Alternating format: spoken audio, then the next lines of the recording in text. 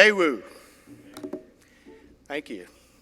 Daewoo is a common greeting in Nigeria, and it just simply loosely translated means, how are you doing? I'm glad to see you. We have a tremendous mission that's in front of us, and it's one that should humble every one of us as well. You see it on the screens. Go ye into all the world and preach the gospel to every creature. He that believeth and is baptized shall be saved, but he that believeth not shall be damned. What a great mission we have in front of us. Excerpts from Psalm 29 goes this way. The voice of the Lord is upon the waters. The voice of the Lord is powerful. The voice of the Lord is full of majesty. The voice of the Lord breaks the cedars. The voice of the Lord divides the flames of fire. And the voice of the Lord shakes the wilderness. If evangelism is to be effective in Dallas, Texas, or Harlingen, Texas, or in the northwest states of Oregon and Washington, California, and Massachusetts to the northeast, wherever, India, Nigeria, Belize. If evangelism is to be effective, it must be according to the voice of the Lord. 2 Corinthians 4:7 reads this way, but we have this treasure in earthen vessels, that the excellency of the power may be of God and not of us.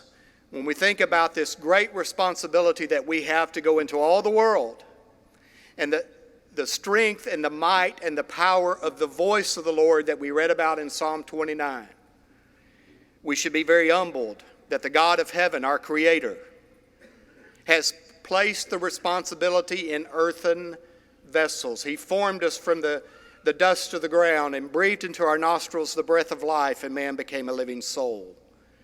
And over the process of time, that mission has been given to us.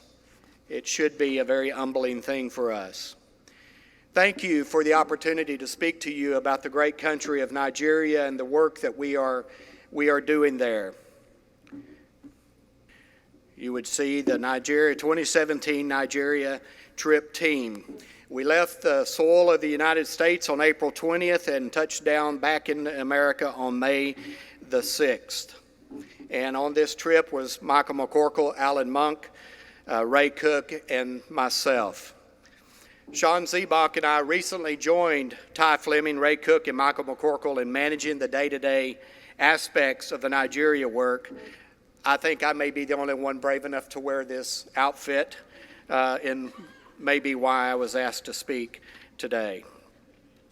The advisory team consists of Tony Springer, Rusty Springer, Nathan Springer, Jacob Springer, Ray Newell, Craig Keel, Kerry Jones, Tony Blankenship, and our newest members, Alan Monk and Levi Barris. These gentlemen are our key ambassadors concerning the work. Most of them have been to Nigeria. Some we hope to get there very soon. And I would encourage you to contact any one of these gentlemen and visit with them about the work that's going on in Nigeria. They are our ambassadors. Africa. So where is Nigeria? And you see the arrow pointing to it. The arrow actually on my version goes a little bit further to the right, and it would go into the area of Abba. Abba and Abia State, and as they proclaim, God's own state, and we thought it was Texas, but not there. They think it's Abia State.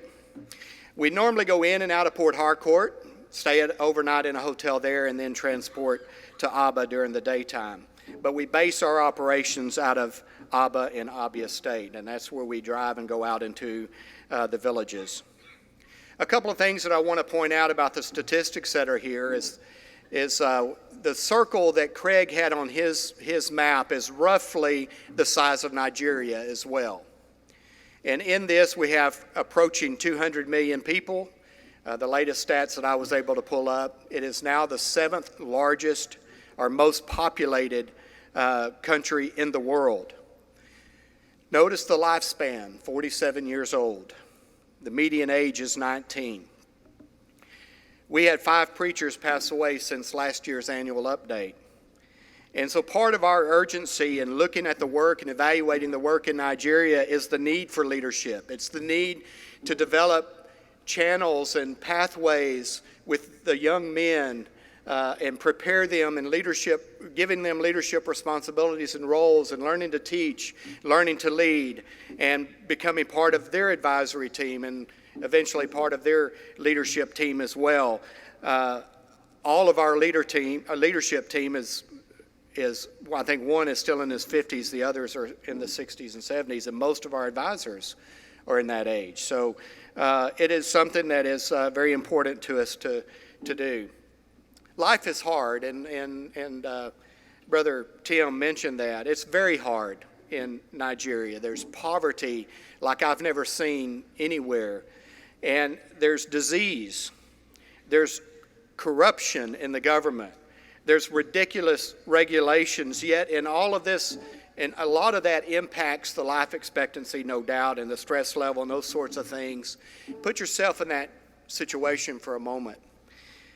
Yet through all of it, I have found the people there to be very warm, sacrificing, and they are eager to hear and to listen and to learn more about the gospel of Jesus Christ. One other stat on this screen, 50% Muslim, 40% Christian, 10% other. And the Islam is more to the north of the country. I know that you've heard about Boko Haram and the terrorist activities that are going on there. That's to the north. That would be like things going on around Oklahoma City, and we're down in the Houston area. So that's how far we are. Now, you can get in a car and be in Houston from Oklahoma City in, 7 hours, 6 hours, somewhere around that time frame, 8 hours? I don't know. It's been a while since I've driven that. You can't do that in Nigeria. That's a 3-day trip, at least, to go that far. So we feel pretty good from a security standpoint about the precautions and the protocols that we have set up and that help us move around and about in that country of Nigeria. These were some of our trip goals. I don't know that they were all of them, but our first thing was to look at what happened in 2016 as they did in 2016 and what we did on our trip in 2015. What were their initiatives? What were the things that they committed to? What did they approve, et cetera? And to check the status of each one of those. We also created a new security protocol and a new security logistics team, and so this was an opportunity to evaluate that. My background is in that field, and that may be one of the reasons I'm involved in the Nigeria work as well, is because of that experience. To visit churches, as many churches as we can, and again, travel is very difficult. There's all kinds of roadblocks and road hazards and torn up roads and heavy traffic and other things, and so it's a challenge. We were able to visit with 19 churches. We also went into some homes. We looked at some land. We evaluated things like water wells and roofs, medical issues, looking at land as well. We also evaluated transportation needs. On this trip, we bought 10 motorcycles. They bought a number of motorcycles last year and a few cars. We also approved the purchase of one other car that has subsequently been purchased as well. So those are the kinds of things that we go and we do. The next thing is we had several things that we wanted to deliver. We wanted to deliver reading glasses, and we did that, about 1,000 reading glasses. Communion cups, I think it was more than 4,000, but that was what I could remember, that 4,000 communion cups. So desperately need there. They will use a communion cup for years, the little plastic ones, and they get the money's worth out of those things. Church of Christ Nigeria T-shirts. Last year we had a booth set up, and I believe we're going to have that again set up. So if you want to sponsor T-shirts, etc., we delivered somewhere between 1,300 or so, plus or minus, T-shirts to Nigeria. We also wanted to study with our preachers and particularly focus on our young guys and study with them and find out where they are and what their biblical knowledge is and learn about them. And we did that every night. We studied mostly with, as I mentioned, the younger guys. And by younger, I mean 42, 41, and one of them was 27. That's who we spent a lot of time with. Have a picture a little bit later that I'll show you of them. And to follow up on the medical situations that happen. And of course, it would be an incomplete trip if you didn't take a few tourist destinations in while you were there. This is a tourist beach that's advertised at Port Harcourt. While it was one of our goals to hit this, we just didn't find the time to make it happen and enjoy a picnic on the beach. Now, I know that sign is a little bit hard to see, but the very first word is for picnic, and then I can't make out the rest of it. I could read most of it when I was there, but I have forgotten what it said. And then there's a picture of an alligator or a crocodile. And so that's where I want to go have a picnic, is on a beach with a crocodile. So I was really disappointed that we didn't get to do that. So some good news. This is a heartwarming update on a need. We announced this last year. We showed you this picture on the left of this young lady that needed to have surgery for a cleft palate. And so here you see Odalama Ngozi before, and then that middle picture is her healing. Again, it's a little bit difficult to see it. But the surgery is well on its way of healing. And then the third picture there with Alan Monk and Odalama in the background there. Lighting's a little bit off, but she's completely healed, and she's a beautiful young lady. And it was very heartwarming to see her. We also met the young man who had the hernia, or the young boy that had the terrible hernia that we announced here last year. We got to see him, and he's completely healed and doing very well. Running and gunning like little boys ought to be doing. So on the left are the three young preachers that we spent a lot of time with, Ifeanyi, Nate, and Marvelous, and they're our younger preachers. We were very pleased with their level of biblical knowledge and how they handled themselves during the different services. We also got to hear them teach, and of course we studied with them. We got to hear a little bit about their perspectives and views and on scriptures. They are part of the great hope that we have for Nigeria. And on the right, who couldn't love that face? I mean, that's just a beautiful young lady. And she represents to me why we do what we do. We want her to have the very best opportunity to serve the Lord and the other children that she represents and all of those that will follow her. We want her next generation to have the opportunity to hear the great gospel of Jesus Christ. Kids get tired in Nigeria just as well as they do around here. And this is the typical cry room in local congregations. There's just a mat on the floor, and they're just laid out there. This particular congregation is blessed with a large number of young folks, and you just see really a fraction of them in this picture because they were gathered around me like this. They were gathered around Mike McCorkle and Ray Cook, so we had 4 groups that were working this particular room, and I'm thinking that Samuel is the one that took this picture. He's our logistics and security coordinator. Some of these young folks were hesitant, but most of them were very warm, very friendly. They loved to have their photograph taken. They loved to hug and to touch us. They just would rub your hand or your forearm. I don't know if they were seeing if the white would come off. I'm not quite sure, but they just loved it, and they had to hold your hand. It was hard to get them to let go so you could shake someone else's hand or to be hugged by somebody else. This is one of our evenings in our hotel room, actually Ray and Michael's room, with the Nigerian leadership team and then also those young preachers. This may have been the only one we did as a full group as far as a Bible study is, but we studied with the younger guys, and sometimes Alan and I studied with one group, Michael and Ray studied with some other groups, or we're taking care of business affairs with the leadership team as well. So almost all of our evenings were spent studying with these younger guys. And again, by younger, I mean 42, 41, 27. This is one of the congregations needing a building. The photo on the right side, on the right side is where I was standing. I took this picture looking into the congregation, and then I turned right and took the picture out the door. And this is a pretty typical scene whenever we arrive somewhere and we go into the church. A crowd begins to build and to watch and to see what's going on and who we are and what's up and why are we there. And those are all good questions. I'm glad they're curious, because it also opens doors of opportunity to the gospel for the men, the leaders that are working those congregations. They have told us how much it does for them for us to visit their congregation for weeks and months after we've been there, because it has opened some doors of curiosity, and they get to speak about why we were there. And so that's always a good thing. This congregation is quite literally in the middle of the jungle. I think this one was as deep in the jungle. Well, it wasn't as deep in the jungle as we went, but as far as the congregation being based in one, this was it.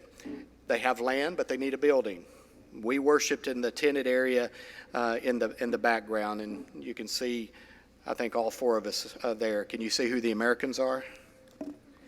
And I say that a little bit tongue-in-cheek, because on this trip, for some reason, our leadership team and others referred to us as white a lot more than they had ever done on the two previous trips that I was there. That was like, it was not an issue. We're a brother in Christ, etc. So I don't know what's going on, but I began playing with that. And of course, taking pictures, we'd have all these Africans around me, and I said, can you pick out the African, or can you pick out the American, and things like that they seemed to get a kick out of.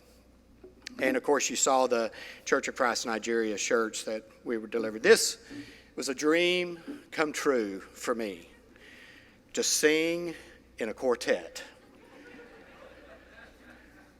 And I would say that we gave them a reasonable sample of how we sing in American congregations. We sang How Deep the Father's Love, and I think we have that song coming up in the next set. So we practiced that in our room. We practiced it in the car. Poor Samuel in the front seat, he probably is getting tired of that song. But we loved that song, and it touched us, and it was one that we wanted to share with them. Now, this next one is a clip, and when we start the clip, it's going to write itself, and I don't know how well the sound is going to come out, but this is a sample of how they sing in their services. However, in this case, it was a preacher meeting, so there's no female voices. What you're going to hear them say several times and in different ways is, one day we shall gather with the saints above. And so that's the song. And if we can start that clip, please.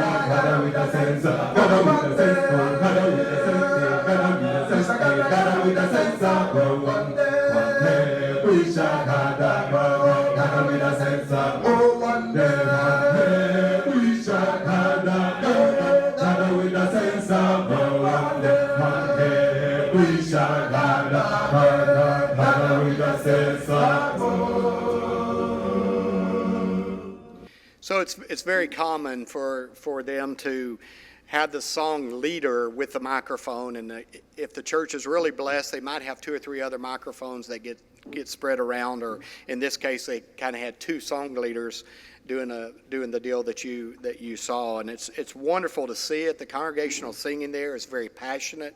It's very beautiful. They sing a lot of them in Ibu or Efik, and I don't understand the words, but I see the passion, and I understand the passion. They also sing a lot of songs in English that are a little challenging to understand as well. Dinner on the Ground isn't just an American treat. We were treated to chicken, the gospel bird, there as we are in the United States. Here it was usually with a red curry sauce and rice. And so this congregation fed us that as a dinner on the ground, and several other ones did as well. And chicken and rice was a part of, I think, of every meal that we had that was with the Nigerians, and it was delicious. It was wonderful, and none of us got sick. So we were happy about that. We were privileged to witness 5 baptisms while we were there. 3 from a local congregation that had been working all week and teaching, and we were there on the Saturday. And it's a little bit like our brotherhood meeting, sort of this way the setup was on that Saturday. And I mean, there were hundreds there. It was a wonderful service. I could not find a particular picture that I was looking for that I know that Michael McCorkle has, and hopefully it'll be in an upcoming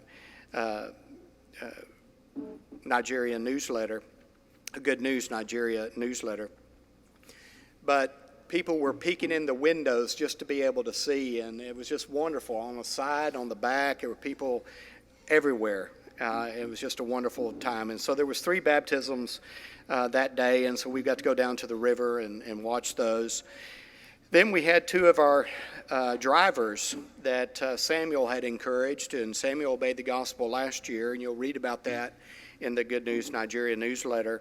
He was baptized last year and led several to the gospel as well last year, and then this year 2 more drivers attended our studies and obeyed the gospel as well, and they were baptized in the bar pool at our hotel. Now, that's probably the best thing that has ever happened in that bar pool, was those 2 baptisms. And I think it was around midnight. It was pretty close to midnight anyway by the time we got the studies done, and we made arrangements with the hotel and so forth. So, but wonderful things to see, and to see people respond to the gospel and obey it. Here's a sample of just a couple of pictures of our security team. We had 2 other security officers as well with us, and these are federal police that we hire that are part of our escort team. Some of you specifically donate for our security efforts, and it's very much appreciated. We would not be able to accomplish a fraction of what we're able to do. There's no way without them we could have visited 19 churches and gone to the homes and all those other things. We get to pass right through all the roadblocks, the police roadblocks, and that's where you get to negotiate how much it's going to cost you to be able to continue your trip. We will call them various fees or risk confiscation of our property, our cameras, our computers, those sorts of things, plus the delay, which could be hours. So we get to bypass all of that by having our security escorts with us. Not only that, they work us through traffic, and so we're able to, in the big towns, Port Harcourt and Aba, it's, Port Harcourt's a city of 1 million people. They got 2 traffic lights. So traffic is a big problem. They didn't have those 2 years ago. I don't know if they had them last year or not. So getting around in traffic is very tough. On the far right of the screen is Samuel. He's a very serious logistics and security coordinator. He's got one of those faces that could burn a hole through somebody 1 second and be full of joy the next. He's just got that kind of face, and I just love him so much. I really appreciate what all he has done for us. And there, wearing that sports jacket, is Brother Prince. He obeyed the gospel last year as well, and he's our driver, and he may be the best driver on the face of the planet. And I will bet that anyone that has gone over the last couple of years where he's been the driver would say amen to that. He is incredible. This is Brother Samuel's home and his family. He's holding some of the children, and that's his wife to his left and to the right of the screen, and then that's a sister-in-law next. And then you see the rest of us guys. They treated us with refreshments, and it was a big honor for them, for us to go there, and very humbling for us to go there and to sit in his living room and for them to feed us. Both refreshments and appetizers, and then brought chicken and red curry and rice. Delicious. They did a good job. We appreciated their hospitality very much. We closed out our time together with a meeting with the Nigerian leadership and advisory teams. All of us had words of encouragement, expressions of love and admiration to each other and about the works. And repeatedly, both in this meeting that you see a picture of and at every church we visited, the leaders there expressed how much they love and appreciate all that the American brethren do for them in the kingdom of Christ. And of course, we shed a few tears as we said goodbye. So here's some of our current needs as well. We really need to raise our support, and part of that is that there's more that we can do. And we're pretty much at the limit with what we can have our guys do with the resources that we have. And so we, as a goal, we want to raise an additional $800 a month so that we're sending $6,500 in evangelistic support on a monthly basis. And so here's some other different ways that you can help. Monthly support for one evangelist, $50. That is not full-time support, but that helps him. That takes the edge off so that he has some time to do the work. A roof for a church, $4,500, could be more, but this and there's also opportunities for shelters, not necessarily roofs, but shelters that get them from the time that they erect their walls to they're ready for a full-blown roof. And some of those full-blown roofs cost more than $4,500.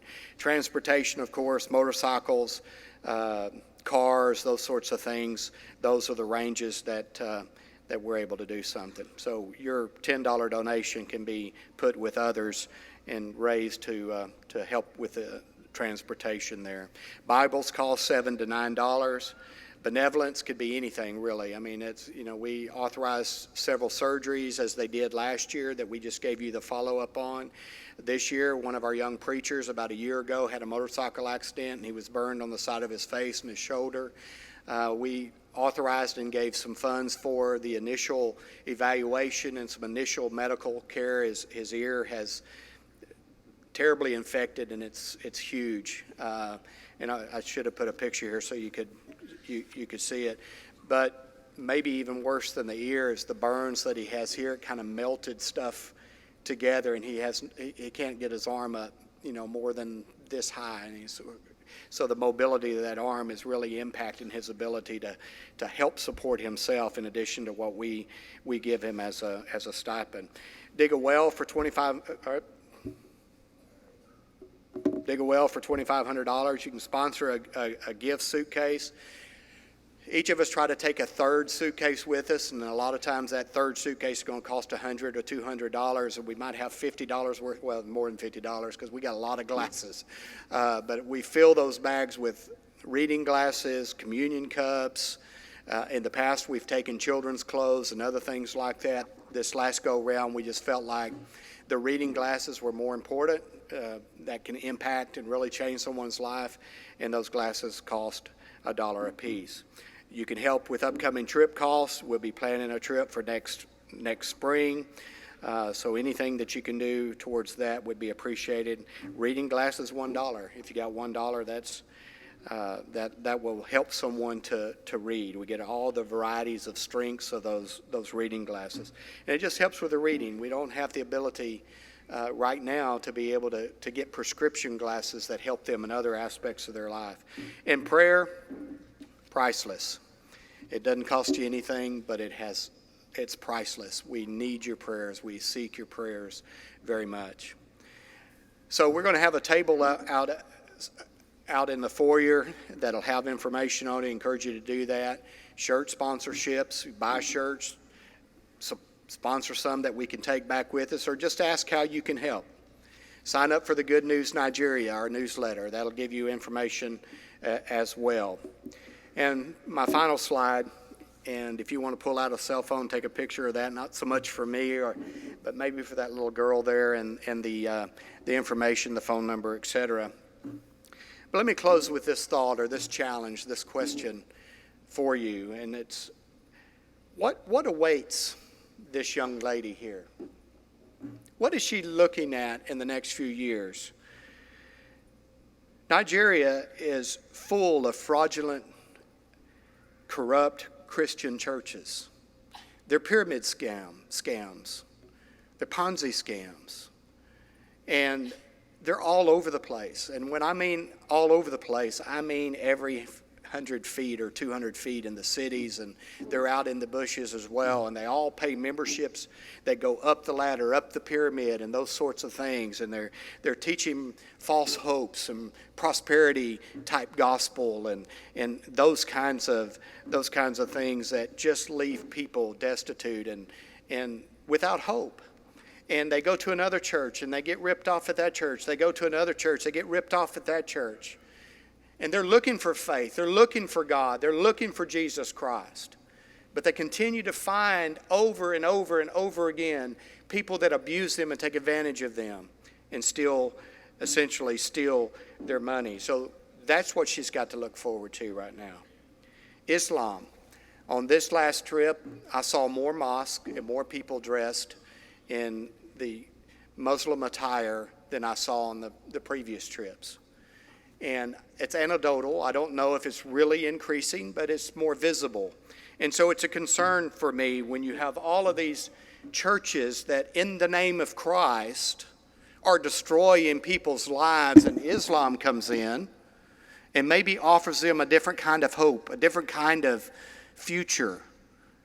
It's going to be very tempting with all of the destruction that these other churches are doing. What I think is, what I want for Nigeria is that voice of God that we talked about from Psalm 29 to impact her parents' lives and her life and her friends' lives and the community's life to make a difference. And what I'm asking for you to do this evening is a call of action, just exactly as Craig did. Get off the sidelines if you're on the sidelines. Prayer, while it's priceless, and I believe in prayer fervently and encourage you to pray, it's not enough to say be warmed and filled and not give the things that are necessary to bring about the change. We need your help. We need your support. The people of Nigeria need it. The future of this young lady that I'm holding needs your help. So I'm asking for it. I'm begging you for it. Thank you for listening. Thank you for all that you do. I'm preaching to the choir. I know you do so much. But if you can, do a little bit more. Do a little bit more. And whether that's in Nigeria or India or Belize or the United States, do a little bit more and help us evangelize the world for Jesus Christ. Thank you for praying for Nigeria. And as they would say in closing prayers, they meaning the Nigerians, in Igbo anyway, that speak Igbo, they would close a prayer or they would close a meeting such as this with this phrase, and it would be responded to with the word amen. And that is this, Naha Jesus, in the name of Jesus. Amen.